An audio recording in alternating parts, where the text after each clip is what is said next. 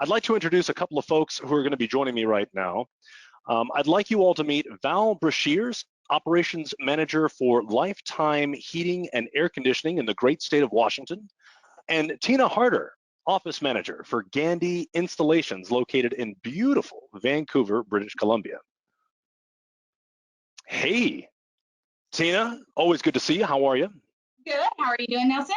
Very good, very good. Val, hello, welcome. I think you might be muted. You may have checked that, but listen, I want to definitely thank you guys for taking the time and spending this moment to kind of share your knowledge with the audience.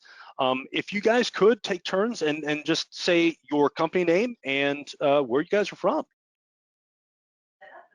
I'm Val. I'm from Lifetime Heating, Cooling, and Electric out of Washington State. All right. So I am Tina. I'm with Gandy Installations. We're located in Langley, BC, which no one knows where that is. Vancouver, British Columbia. And yeah, we've been around here for 65 years. So fantastic. Yeah, that leads into my next question. You know, a lot of the folks that are looking or watching this, they're wondering, okay, well, how does this really pertain to me? Why don't you go ahead and just say, you know, how many years have you all been in business? You said, Tina, 65 years? That's incredible. Yeah, Gandy's in business for 65 years. So we're a third generation company. Unbelievable. Val? We've been in business since 2017.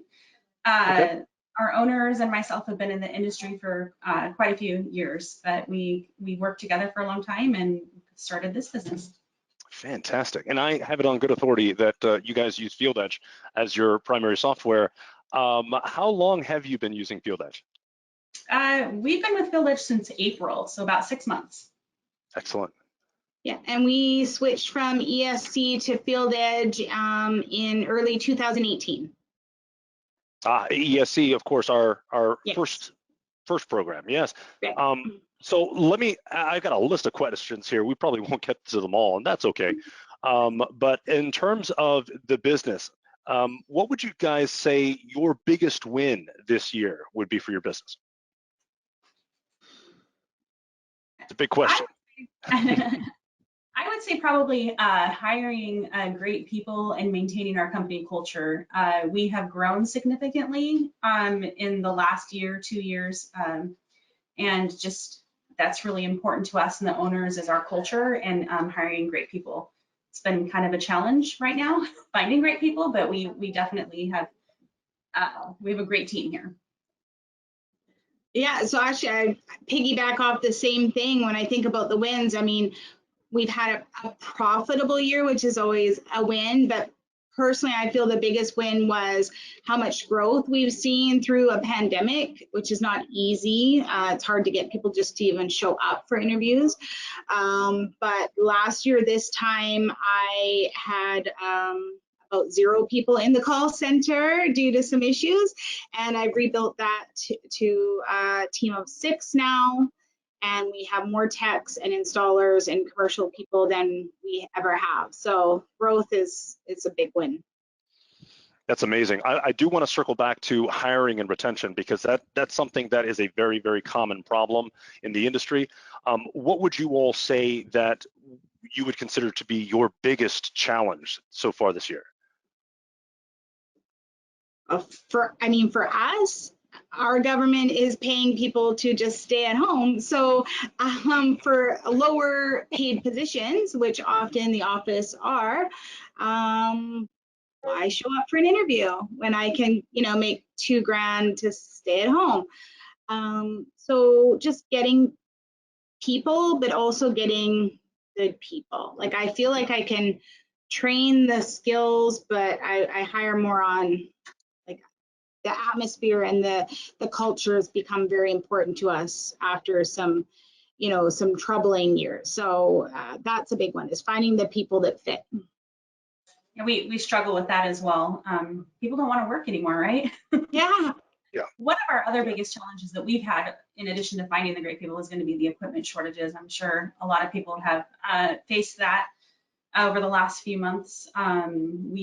we saw it coming, so we worked really hard to get creative on how we were going to get equipment here and be able to provide it for our customers. So we got creative, we've outsourced it, we've traveled across a couple of different states to pick up equipment.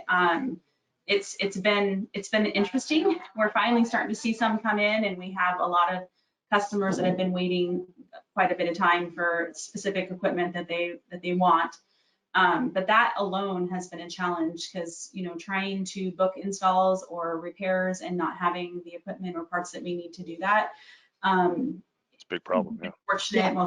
Most of our customers have been understanding, but yeah, it's been an interesting. I haven't seen this yet since in the industry, with the exception of some hurricanes. But it's been interesting. Yeah. It's definitely 100%. A tough challenge to overcome, right? I mean, that's the same, I think, across both sides of the border. Like, it is a tough thing where the government is basically giving you a check, and all you have to do is make a phone call to keep that check, you know? That kind of leads me into my next question. You know, we all know that old adage, it's tough to find good help these days. What would you say would be the best advice for somebody out there who is trying to do the hiring thing and just are struggling with getting good, solid people? I'm learning that we're doing better if we just hire green people and bring them in and build them and teach them ourselves. The experienced ones, they're hard to get, and I found have pretty bad habits. So we've just been, you know, taking all of the resumes that we get and we're bringing them in, and we're hiring on who they are and great people, and we're just building them and training them, which is challenging as well because that's time consuming and we're investing in them. But it's just, we've found the easiest way to do it. Yeah. The other thing is if the usual isn't working, you know, if Indeed isn't working, try something different. Our last 2 really good hires were from Facebook. We do the same. We've never done that before. So we've been advertising more through Facebook, and we also have put in bonuses at different levels for recommendations from staff. So there's hiring bonuses, and just, you know, making sure that the staff that you do have are speaking highly and trying to find people. So when our guys go off to school, they know they're out there trying to make friends and see who they can bring back with them. The majority of my new hires this last year have been referral from employees that we've had. So we just have this family. I can't say small family anymore because 2 years ago there were 7 of us and now there's 44 of us. But wow. Good problem to have. Yeah, it's a good problem to have. Been interesting, but yeah, just encouraging our staff to refer great people as well. And so we have a great referral program with our technicians, and anybody, if they refer somebody, you know, they get $100 every month that they're employed here. And so, I mean, that alone makes it kind of, I have guys that have, you know, referred 6 people that are getting an additional $600 a month just in a referral bonus that we give them. So, and that helps because we're trying to retain great people, and generally, if you're a great person, you probably have great people around you as well. So. Right, and that's the hope, right? I mean, a lot of folks will go on to like Indeed or Jobs.com or something like that, and they're just rolling the dice. The interview, it's you know, it's a shield. You don't really know that person. They're putting on a show for you, and you don't really truly know that. But when you're hiring good people and you're hoping that their friends are also interested, that good positivity kind of will flow over. And I strongly believe, and you guys correct me if I'm wrong, but if you hire good people and enough of good people in your system, in your business, you end up with a much better culture overall, trustworthy culture. Let's talk a little bit about company culture in general. You know, we've got the holidays that are approaching. What are some of the things that you guys do as a culture building, employee appreciation, that kind of thing? Tina, you want to go first? Or? Yeah, I can go first. So typically we do a really large Christmas holiday party we grew so much, we've now been pushed into January. Obviously, last year we did not get to have that, but we didn't want to lose that appreciation vibe. So we still got all the get donations from our vendors, all of our copper recycling that the guys bring in from and metal recycling, all that goes in a bin, and the company gives 100% of that money back to this social fund, and it buys the gifts for the party. So like often Cool. at the end of the year, I might have $10,000 to shop and put gifts at the party, right, for everyone. So we, instead of doing the party, which we weren't allowed to do, we did an online draw. So everyone got a number and we just drew gifts. So we wanted to keep that going.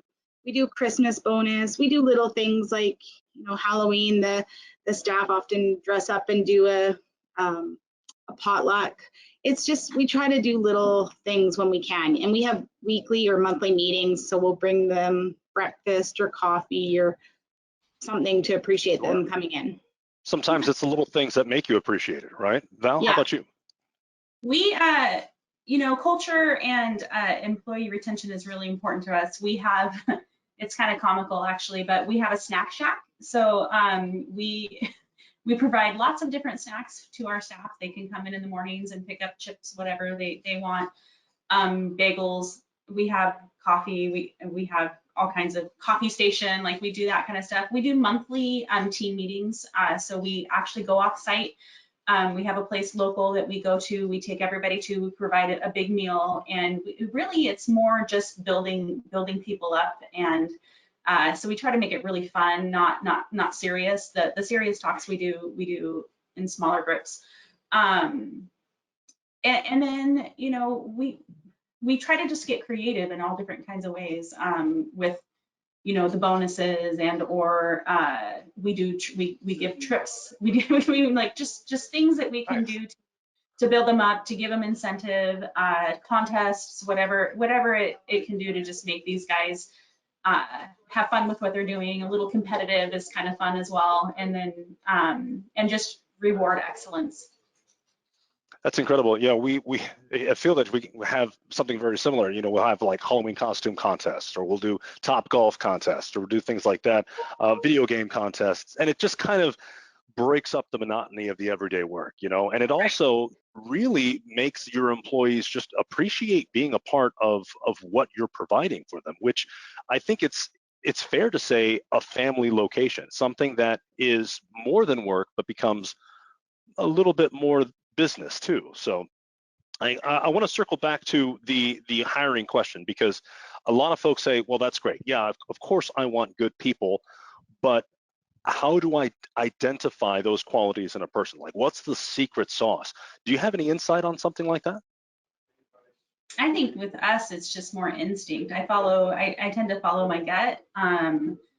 And you know, I'm looking for things like, what do you do outside of work? What, you know, what are your passions? What are your, you know, that type of stuff. So work ethic is something that, you know, I always ask people, you know, what have been challenges, you know, what do they do in these situations? But generally, I think it's just instinct of knowing, following your gut and knowing who these people are, and which can be tough because sometimes our instincts are wrong, right?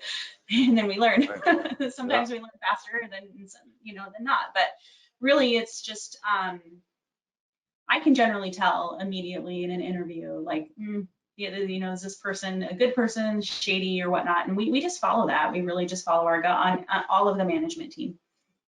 Sometimes that's a tough lesson to learn too. Sometimes. Yeah, Tina, how about you? Similar here. We always have two people in an interview because it's great to have that banter back and forth. One person can be taking notes. One person could be more engaged in speaking to the potential employee, as well as it's good to, you know, just decompress quick after and talk through any concerns. We find that quite effective. A lot of, you know, what do you do outside of the office? How do you handle stress? Talk about our volunteering in the community, and, you know, if they do any of that type of thing in their life. And a lot of it's just instinct, and we believe in hiring slow and firing quick. Like if someone's, I like that. If someone's I like that. not fitting into the culture, that is unlikely to change. And Red flag. one bad seed can poison it quickly. Absolutely. So we've learned a lesson there in that, you know, personalities don't change. You can teach the skill, but the personality is the personality. And that more often is the problem than the skills. I definitely agree with that. I mean, One too. yeah, you know, what's the old adage? Tiger can't change its stripes, right? If you know that, oh, you got a gut feeling that maybe this guy's not going to work out, you might as well just go with your gut. Yeah. I like that. I like that.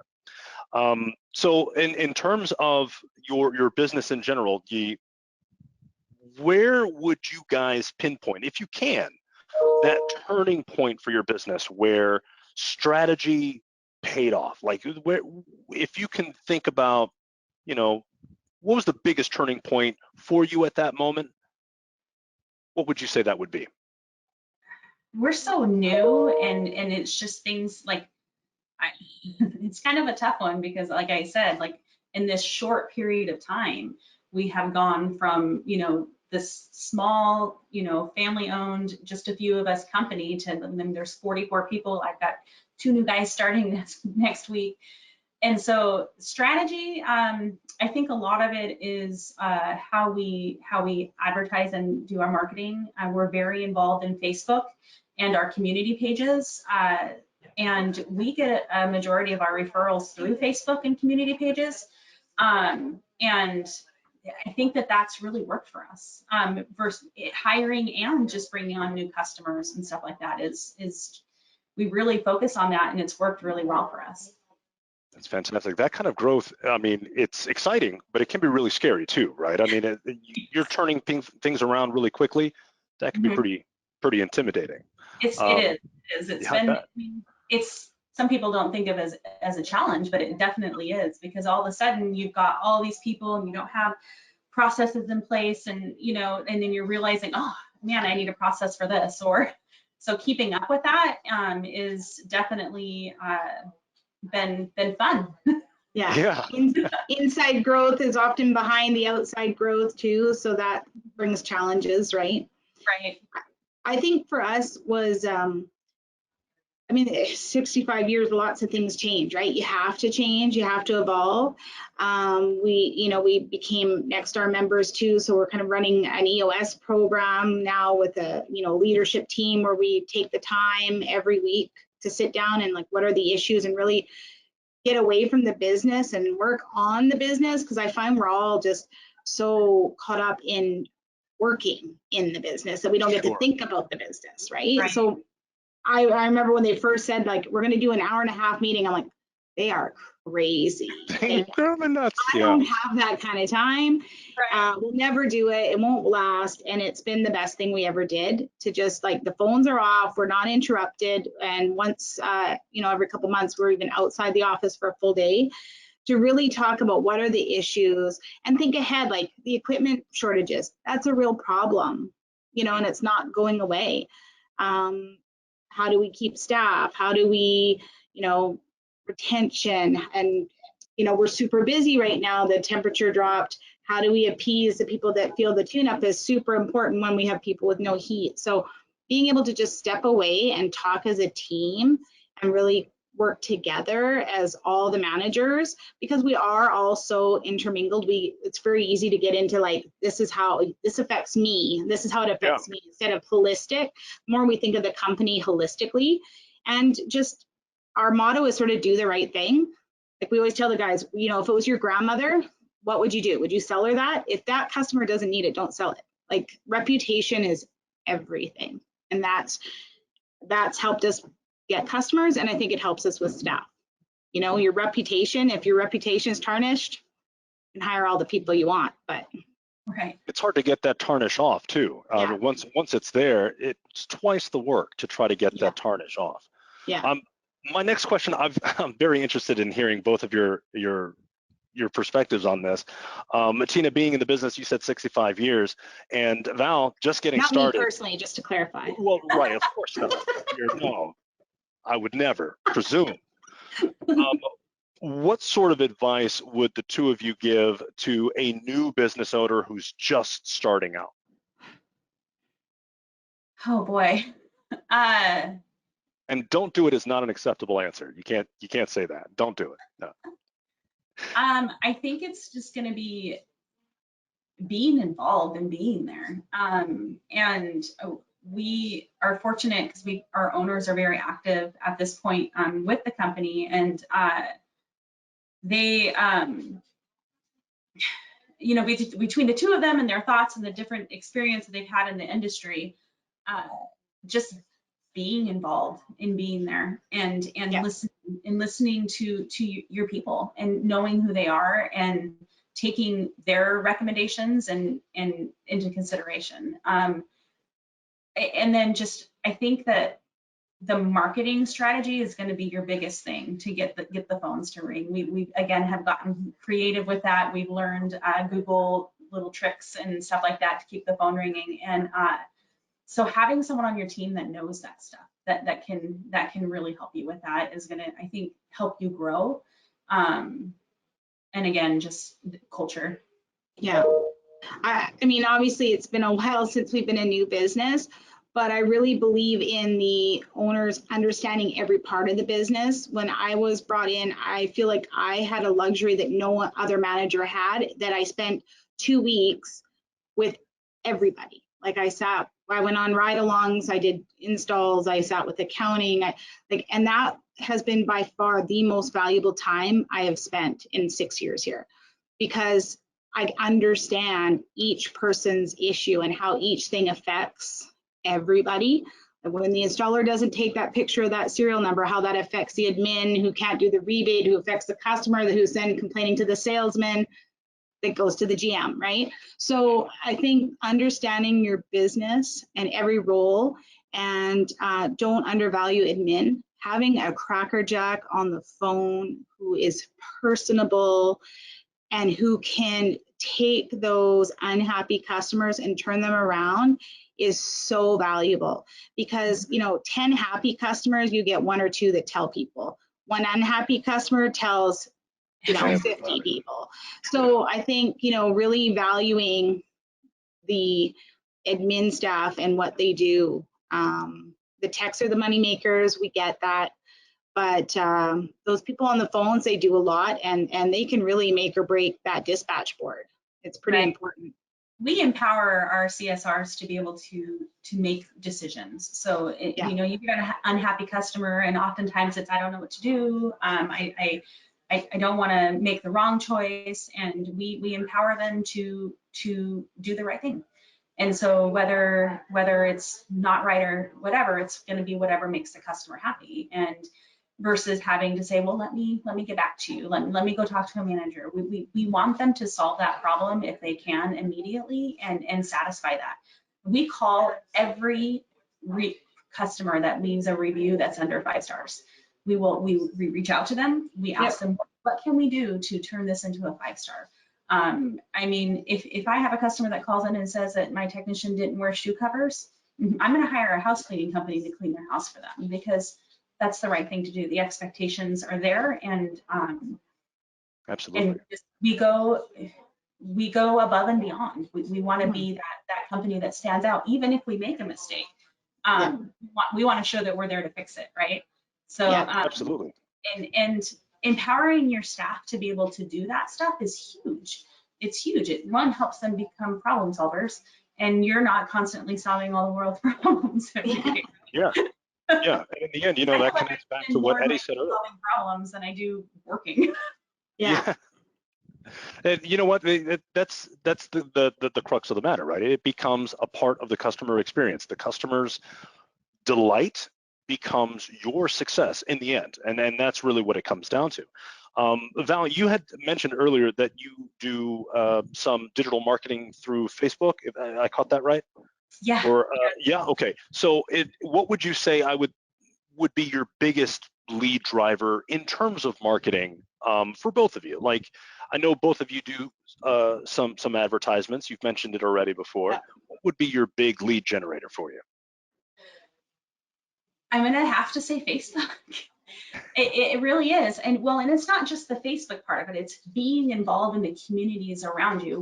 And I don't know about different states, but I mean, I'm in Washington, and the area that we're in is called Snohomish, but we service a huge, different counties and different cities.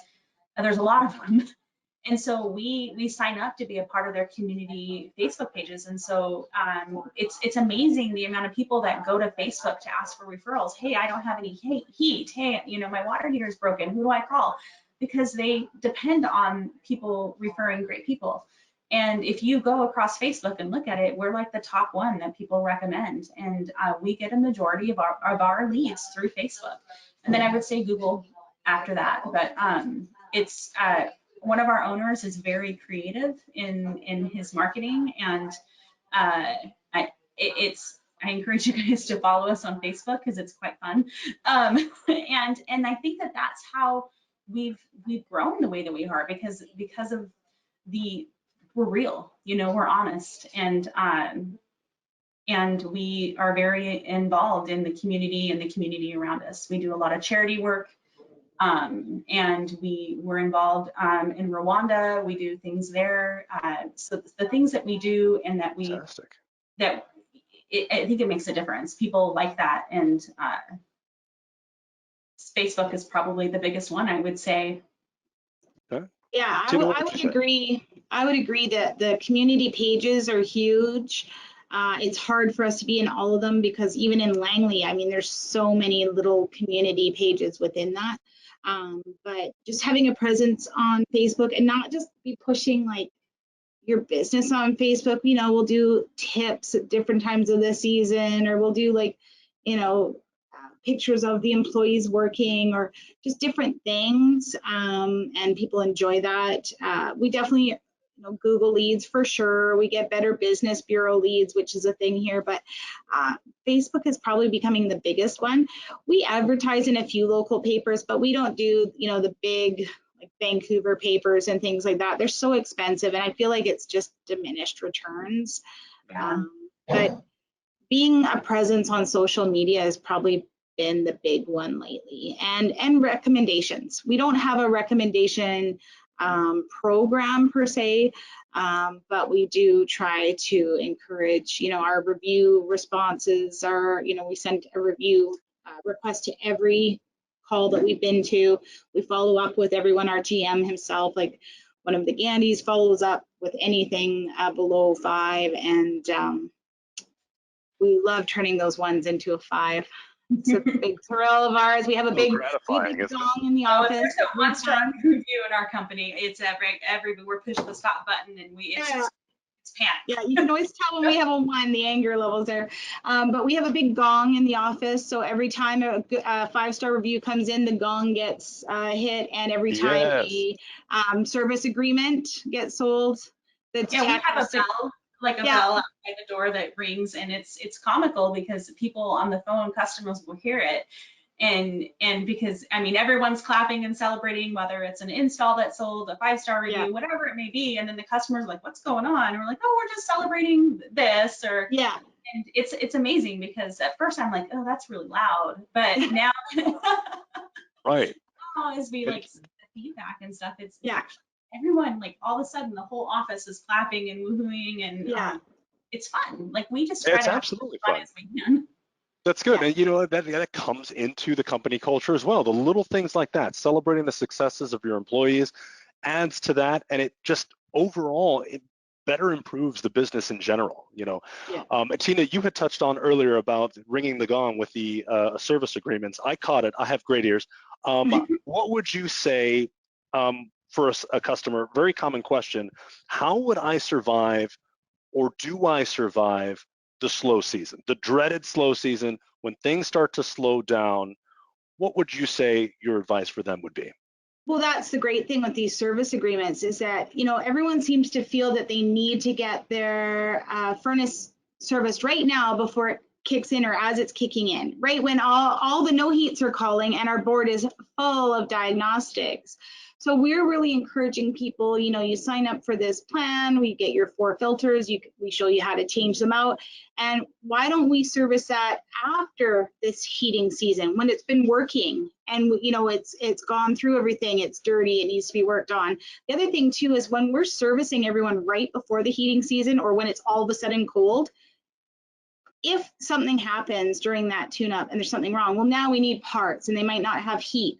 By pushing it into that off season, the tech has more time to really spend the time and do more thorough cleaning. Like they don't feel as rushed because they have 4 people with no heat after this tune-up.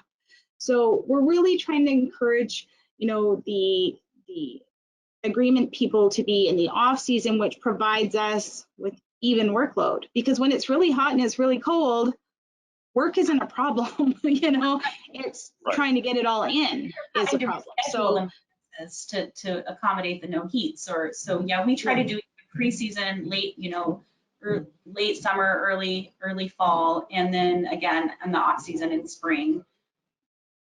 Yeah. To try to help with that. Excellent advice.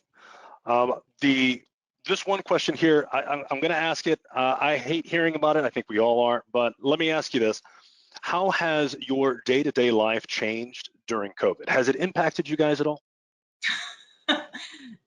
No, it's I think that people being home and working from home, they now are focusing on being comfortable at home. And so, I mean, we spend more time at work generally than we do in our homes, at least awake in our homes. And now there's so many people working from home, and they don't like it when they're hot. They don't like it when they're cold. And like I said, when COVID hit in 2020, there were 7 of us, and then we just blew up. It was crazy. It was just like the initial like shock of COVID and people being fear that like couple of weeks where everything shut down. And then it went crazy. It went nuts. And I mean, and then trying to staff people during that as well. But COVID has actually done us well. Kind of sad to say, but I mean, it's definitely helped us grow. And I think that people are focusing. We have a plumbing division. We have different divisions, and people are really into home improvement right now. Yeah. Yeah, I would say it was the same thing. So when it hit the end of March, everything shut down here. We had a lot of technicians that were scared and didn't want to go in homes, refused to work because we had so many technicians that were refusing to work. And of course, the government was paying them to stay home. We had to lay off administrative staff because we couldn't have more in-house than out in the field. Within a few months, that all kind of died down. Everyone came back. We had to rebuild the call center because we were short-staffed and stressed, and people left because it was so busy. It was like a couple months in, everyone's stuck at home working, and everyone's wanting to replace equipment or get it cleaned. People that had canceled the tune-ups for the last 2 or 3 years suddenly needed tune-ups. It's been strange. I feel bad seeing restaurants closing and other business struggling so hard, and we're growing. And you know, there's no part of me that takes joy in knowing others are struggling, but it's pretty amazing to see growth in a pandemic. Sure. So, yeah. You know, I'm thankful for that. We actually have some of our call center were servers before, and they feel so much safer working here than being servers. So I think air quality has been a big one through this. yes. People think about that now. They think about, you know, what's germs, whatnot going through their homes, and they're interested on what they can do to help, you know, the air quality in their houses. We've been pretty successful with like the air scrubbers, the air rangers, because people are now seeing that it does make a difference and it does help. And if we just educate them and we ask the right questions when we come into their homes, and sometimes people don't even know. They don't even know what we can do to help their daily lives, right? And so I think that that's been one thing that we really, when the pandemic started, it was like, well, you know, we need to educate these people. And we did some really, you know, different things. We donated air quality things to the schools. We just tried to, in the beginning of the pandemic, we again got creative. We provided free services for first responders.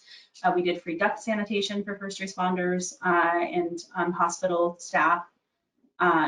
We even did grocery deliveries for the elderly if they needed help. Amazing. Yeah, so we did all kinds of stuff just to try to, one, keep us going and moving Sure. because we didn't know where things were going to go. And then just the community involvement part of it. So.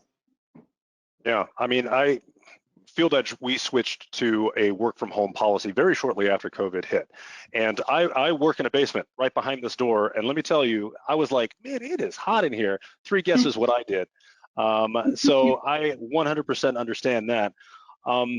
I want to switch a little bit over to the software itself, if I could. The FieldEdge platform, what made either of you or your businesses, what made you switch to FieldEdge? I have a long history actually with ServiceTitan.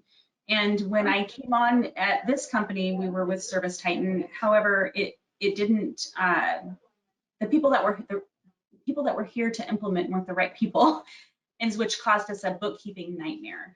And then the lack of support on their end. And so I got fed up and did some research and started calling around, and I met with you guys. And I can say that your support system is amazing. I don't have to wait days or weeks for solutions. You guys are on top of it. And that's the biggest thing for me with there's no perfect software, right? And there's always going to be something that, we wish was better or whatnot. But to me, it's the support. And that's what brought me to FieldEdge. Yeah, so we had an experience with ESC, which is a Desco product, obviously, and we were looking for something more cloud-based, and because we had problems with servers or power outages or things like that, which would affect our technicians. We looked at a number of them, one of them being ServiceTitan. Of course, that one comes up all the time. And we just felt like it was the most well-rounded because we have commercial, we have install, we have plumbing, electrical, and service. And I wanted something that worked for everyone, not just for one department. We liked that it was live with QuickBooks, none of this, doing batch loading or anything like that. Being able to track agreements in there. It's easy. The app is easy. Like I've never really had any problem training someone in the program where they can't find what they're looking for. It was fairly self-explanatory in a way. Like it was just easy to figure out. It's excellent. As a product manager, it's really, really, really nice to hear because it's tough making something easy. It really is. So how has integration is amazing, and that's a big one, a really big one. It definitely simplifies my life and my bookkeeper's life now that we're cleaned up from ServiceTitan. Yeah, it's really nice that it's a live integration, right? You just click the button, off it goes. What are some of the ways that FieldEdge has made operations easier? Touching on that. With our 6 months in and comparing to, again, ServiceTitan, and one of the reasons why I chose FieldEdge is going to be is the commercial, all of those other different divisions and classes that we have. But my install and electrical coordinator love the fact that they can stretch one work order within multiple technicians in multiple days instead of having to create all these different ones. And it's just a quick thing. And they love that. And that's been their biggest savior, I guess, when booking installs and electrical projects, or just being able to just, use the one work order within. And it makes it nice for me when I can just look at that one work order, see all the time that's attached to it, and not have to, go back and forth. And I think that's one of our biggest things that helps us save time, is just being able to spread that across. Excellent. The other one that we didn't start right away, but the phone integration has been so important for us for training, having a whole new call center, being able to listen to their calls. We have done third-party training with other companies where they have access to our calls, but you know, for training, being able to listen to the calls, or let's say our power's gone out before, FieldEdge is logging all these missed calls and we're just calling them back from a cell phone. We're not missing any calls, you know, even though our power's out, we don't have phones, we're able to see who's calling as long as someone can power up a laptop. And then the other one was timesheets. That's been a huge saver because we used to have paper timesheets. So for every service tech, 4 or 5 calls, you'd have to go into QuickBooks, you know, customer, work order number, all these things, manually type it. Now that the manager for each department opens up the timesheet, flows through the calls, posts it, meaning that's approved, and then I just go into QuickBooks and fix up the overtime basically and the days off. So that's been a big time saver for us for sure. Fantastic. Now, Pete mentioned this earlier. We're coming out with a brand new mobile app. What about your mobile users? You know, how valuable is it to your techs out in the field, and how easy would you say it is for them to slip into it? I think the mobile feature is actually very easy, pretty self-explanatory. Sometimes we run into a few challenges because we use like full access, basic access, and installer access. So sometimes, you know, there's that with like the installers, but and sometimes I'm like, all you have to do is push this button. They're just like, I mean, that's all I have to do. And I mean, it's the solution to everything, right? And I'll have a guy come in and say, I can't figure out how to upload a photo after I doodled on it, because that's part of one of our install processes. And I'm like, well, you just hit add. And he's like, whoa. I mean, that was just this morning. It's very user friendly and it's so easy to teach them on. I mean, the gentleman that this morning that I was teaching, he's an older gentleman and technology isn't his strength, but it's a lot user friendly than most of them that I've worked with through the years. And we use like the cool front price book. We use all of that, and it just makes it so much easier. Yeah. Yeah. So for the guys, I find I was nervous when I came on, I had to get them off of paper. So I started in November and they still had paper invoices for February that had not gone out to customers or been invoiced. So first point of change was tablets with ESC, and that went okay, but you know, there was connection issues and whatever. So then when we moved over to FieldEdge, I mean, it's so easy. You know, basically look at this page, it's all the information, swipe. What's on that page? Figure that out, go next. It's important for them because they can see notes from other calls, they can see the attachments. So for our installers, the guys will go out and quote and take pictures of the room or take pictures where they want the run to go, or this is where I want you to put this unit, or things like that. That's crucial for like the communication. And then for the installers, they take pictures of, you know, the post install, the serial numbers, the plates, the thermostat, everything, which is crucial for us in the office for ordering parts if we go back, for doing rebates. So ease of use has been really good. We had a 60-plus-year-old gentleman, you know, who was like, I'm just going to keep writing paper. I'm like, I'm burning all the invoices. You're not going to do it. And when he realized he could, instead of typing everything, hit the microphone and dictate, he's like, whoa, like life-changing. So I find there's just an easy thing that we kind of come across every week or so that someone didn't know, even though it's, you know, how-tos are there and everything. There's always little helpful tips. I just tell them, just don't be afraid. Explore. Yeah. Don't be afraid. Anything that you do, That's the biggest thing. If you break it, I can fix it. If you do something wrong, I can fix it. But just explore in there and touch things. It's not going to break it. It's not going to blow up. So I my mom, just explore. And so I highly encourage them to do that. I do make everybody go through the academy on the mobile end when I hire them, and it's pretty quick and easy. But again, just don't be afraid of it. Yeah, you'll be amazed what you find. We always create a couple fake customers for people to play in. So their first couple work orders are just like, here, play around in them, invoice it, take some pictures, whatever, and then I just clear everything when they're done, so that they can feel free and not worry that they're going to mess something up. Right. Good practice. Really good practice. Well, Tina, Val, we're coming up close to time. Listen, I want to thank you so much for taking the time to sit there and talk with all of us today. Hearing your experiences right from the front lines, I think it's going to help other businesses out tremendously. Thank you, thank you, thank you. Very much appreciated for your time, guys. Appreciate it. Good to see you, Nelson. Good to see you. Bye. Bye.